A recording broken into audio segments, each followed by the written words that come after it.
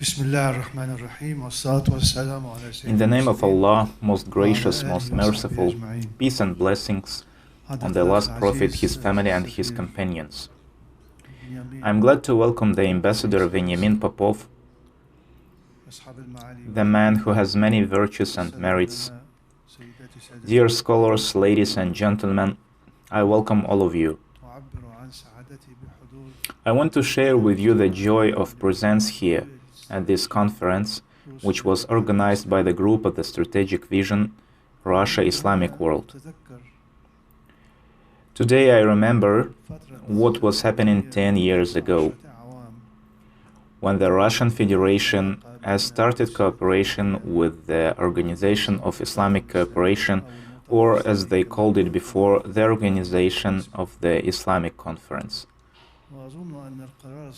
I think that this decision, cooperation with the Organisation of Islamic Cooperation, which has been taken by the Russian government headed by President Vladimir Putin, and that attention which has been showed by the Organisation of Islamic Cooperation and observer countries towards this decision, and acceptance of the Russian Federation, are important historical moments.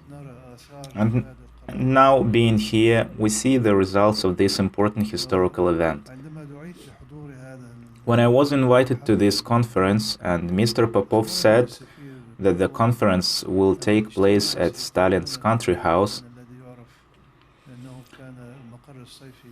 in my head flashed some pictures of the history from the time of the Stalin's period to the present day.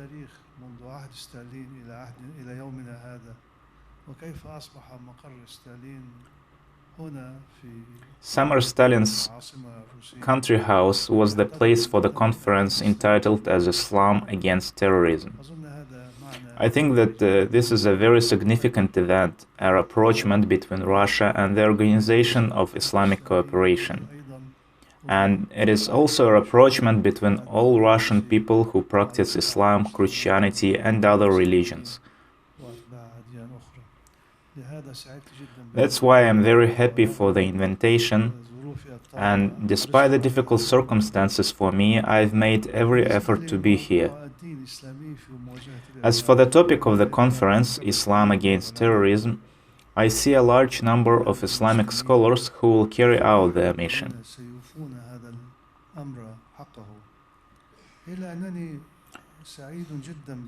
I was very pleased by the analytical speech of Professor Vitaly Naumkin about terrorism in our Islamic world and its consequences worldwide. I agree with him in his opinion about the three main causes of this problem. The first one, the economic and social backwardness of Muslim nations, whose representatives become extremists. The second one, the attitude of Muslims towards the West in its behavior in colonial and post-colonial periods, the attitude to what happened in Palestine, and to the manifestations of Islamophobia and attacks on Islam that we see today. Praise belongs to Allah. The Organisation of Islamic Cooperation succeeded in resolving these issues to some extent. The third one, an explanation of religion with calls to extremism. The explanation of the Quran and Sunnah of the Prophet in this way. I agree with his professional analytics of the problem and support it. However, I want to add and discuss the issue more broadly. All these factors have appeared due to the failure of the Middle East policy in the development of social programs in their communities in the 20th centuries.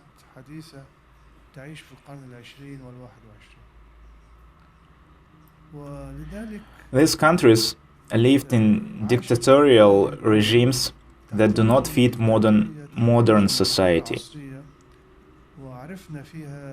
We saw such figures as Muammar Gaddafi, Saddam Hussein, etc. These societies have not seen the evolution of civilization. They are not like the developed countries, despite the great potential, despite their human material and natural resources.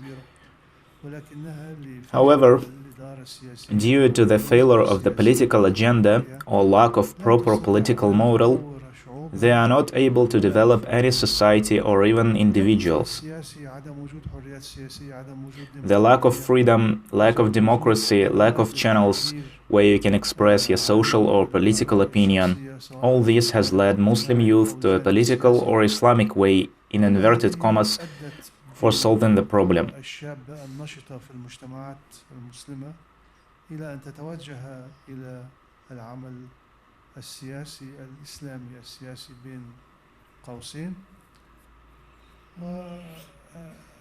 All this prepared the ground for extremism.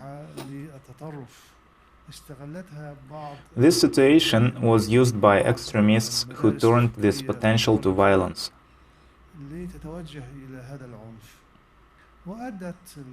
Also, those events, that aggression that have occurred in Afghanistan, Iraq, Somalia, and in other parts of the Islamic world because of the West, all these raised hatred in the hearts of young people.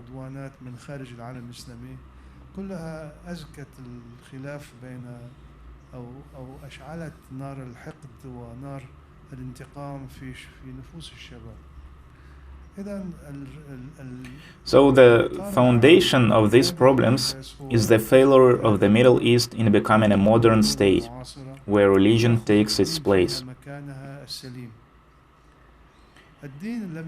In these countries, religion was not at its place, especially before the Arab Spring.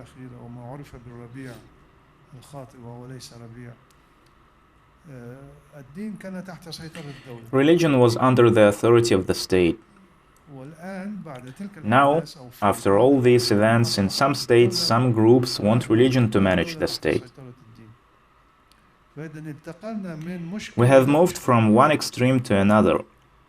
The extreme where the state controls the religion and uses it to achieve its political goals, uses religion to support the dictatorship. The other extreme, when religion subjugates the state and a group of people manages it in the name of Islam to achieve their political goals. So we have opposite to each other models. In addition to this, we see that the state is being destroyed from inside and outside.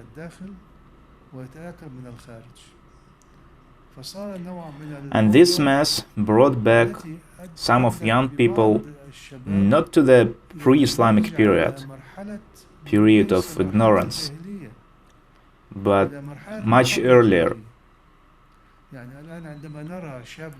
When we see a young man, a Muslim, Ahmad or Muhammad, ripping up the stomach of his opponent, then pulling out the liver and eating it, and then he posts this video on the internet, on YouTube channel,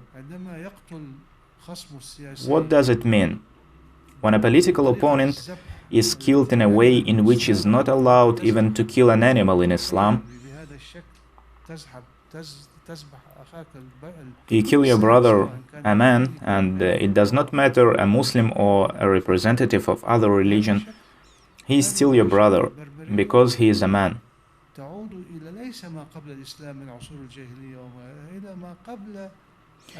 By killing in such a barbaric way, you come back not to the pre-Islamic period, but to a period even before civilization, when people were engaged in hunting, when there was no agriculture. We must study this savagery, which we see in the Islamic world. Because if we do not understand why this happens, it would mean that civilization has failed. We see these young people returning to the period before civilization, the human civilization in its simplest manifestation, before the revelation of the scriptures, even before any religion. It hurts. I cannot find any explanation. My mind cannot explain it.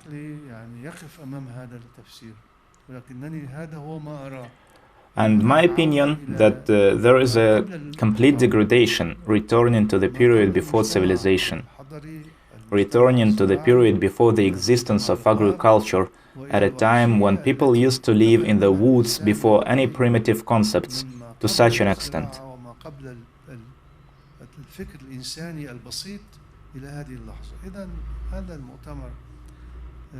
Thus, this conference is very important, and not only because of the events that are taking place in Syria, Iraq, Libya, in Africa, Yemen, and many other Islamic countries outside the Middle East. Therefore, I congratulate and thank the organizers of this conference and the participating scientists.